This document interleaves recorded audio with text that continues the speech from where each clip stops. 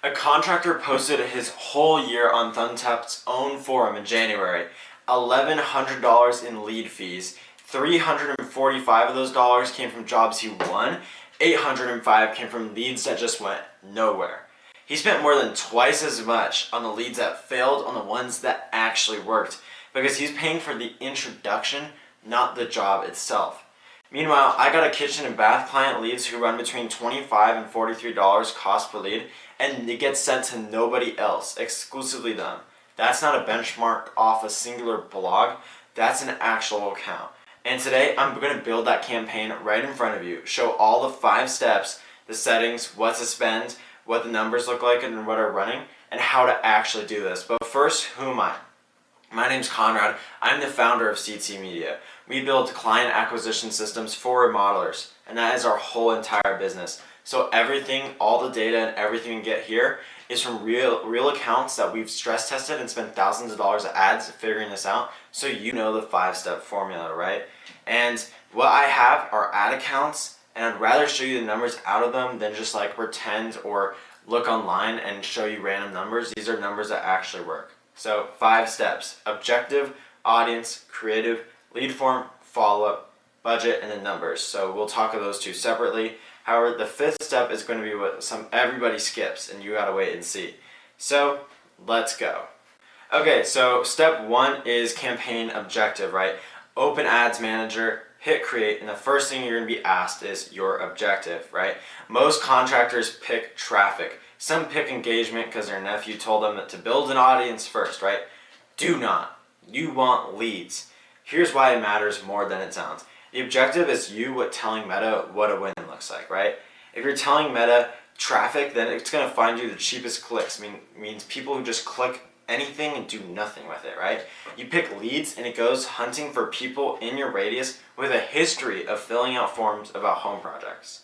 Same budget, same audience, completely different people getting served. The algorithm is very good at kind of what you pointed at. So pointing at the right thing.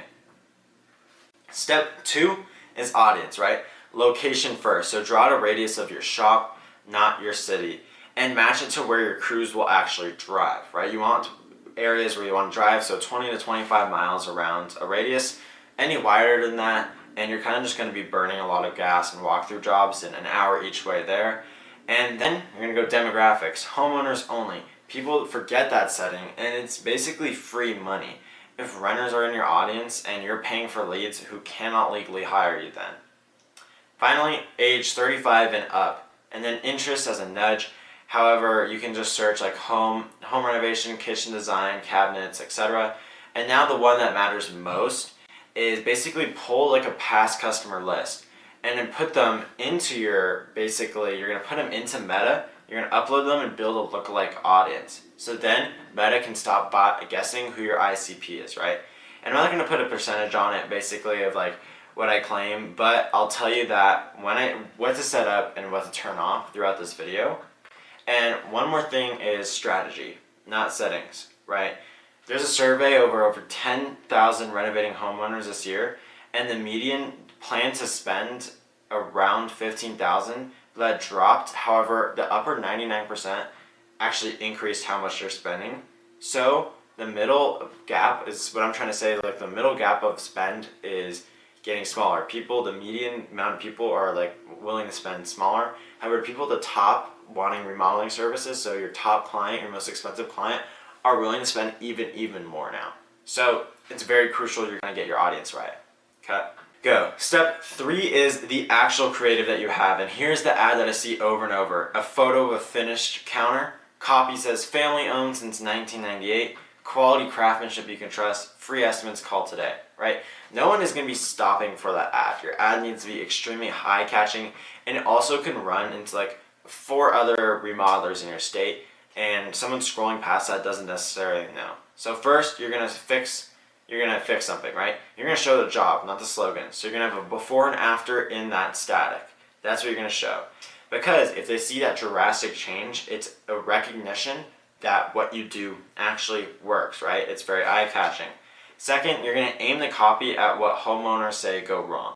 So a lot of people actually say what goes wrong. 45% wanted better tracking of schedule, 35% wanted clearer communication, 26% wanted cost transparency, and a lot of people have already had bad experiences with contractors, right? So if you pivot your ad to include those, such as clear communication from day one, or prices that don't change, something like that, that is an offer that people relate to.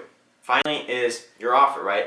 If your ad says free estimates, you're kind of going to be advertised as maybe free labor. So you have to test it, right? You have to test some statics for free estimates, some statics for free walkthrough. Just keep testing, right? And then Facebook will send you just what works in your market, okay?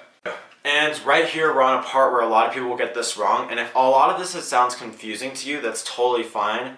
I at CT Media, we run full done-for-you systems just for modelers like yourself. We build out this full client acquisition system using geo-targeted ads, lead qualifying forms, from there, lead follow-up. So all you have to do is just show up to booked appointments and close them. If that sounds interesting to you, click the link below, the book call here, and from there, we're just going to keep continuing on to step 4, which is the lead form, right?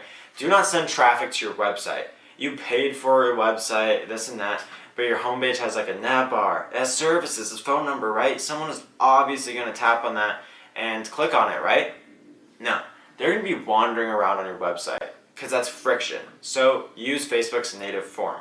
They tap on the ad, the form opens up, they put in their name, email, and any questions you want to ask them. 5 seconds max, right? Think of it. 5 seconds to fill out a form and get their contact information. 10 minutes going to your website, finding your phone number, finding a form. Maybe your website's crap. Those type of things add up, right? So there's 2 ways to build a form. So you can build it super, super tight and specific. You're going to get a lot of fewer leads, but you're going to get high quality leads. So you're going to switch the form to higher intent, and then what you're going to do is ask more qualifying questions. So if, say, one of those questions is like a budget question. If you don't take kitchens under $40,000 remodel, then you say, what's your budget? And if they pick any options under $45,000, you disqualify them. Or what I suggest you do, especially if it's your first time running ads, is just build it a little bit looser, right? Make it a little bit cheaper. More leads, you might get less quality, but you need to get that flow in first. You're not going to get a miracle lead right when you start. So that is something you can work on and you can take away. And then finally is your follow-up system, step 5. So here's what happens, right? You make a decent ad, leads come in, you got a job site all day, and then you check Ads Manager, and then you start calling on Monday, right? These leads came in Thursday, you're calling on Monday, and you're telling people Facebook ads don't work. That is incorrect. Speed the lead is the most important thing. 21 times more, you are 21 more times more likely to close a deal if you call that lead within 5 minutes. 21 more times. All you have to do is just set up your phone and text it when you get a new lead. It's super easy, right? So this is a study that Harvard did. Harvard Business audited 200,000 businesses in America. 23% never responded to a web lead at all. And the average response time is 42 hours. Let me ask you a simple question. Can you just pick up the phone and call a lead before 42 hours, before another remodeler calls them? You can't. And let me ask you, if someone has a better service or a worse service, even a worse service, let's say this, someone has a worse service, and then they get a call to that lead before you do, say if they're shared leads, Facebook leads are exclusive, but they call them first, right? They're getting that job, right? Because people want instant gratification. They want instant response time. And the longer you wait to call that lead, even though it's an exclusive lead on Facebook, they're going to get curious and they're going to start shopping around. So that's super important, right? So that's what I'd do. I'd basically make an automated text message that actually happens. So here are 3 things you need to set up before you spend $1. One is you need to have a tracking software or just track your data, right? You need to know how much it costs to acquire a client, that sort of thing, track your ad spend. 2 is an automatic text right when a form comes in, and you can make it anything you want. And then 3 is a human call, ideally within an hour that person filling out a lead. Finally, now we're going to talk about ad budget, right? How much should you be spending a month? So this is what I would say. An industry benchmark for established remodeler is 3 to 5% on gross revenue, so that's revenue on marketing, and 8 to 12% if you're trying to just grow extremely quickly, right? So 1,500 to 3,000 a month is honestly an industry standard for Facebook ads, just specifically on the ad spend itself.